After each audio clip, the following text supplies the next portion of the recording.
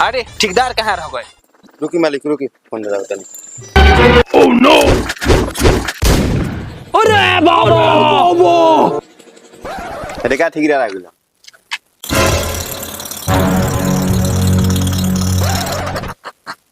अरे हमरा छोटा मोटा ठेकेदार ना चाहिए, बड़ा ठेकेदार चाहिए। हमारा 10 ताला बनवाए के बा। हमरा के छोटा मोटा ठेकेदार समझता रहो।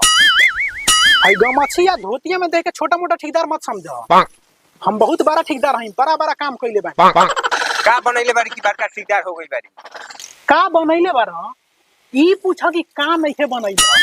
का नहीं बनैली? दुबई के बुर्ज खलीफा जाना तरह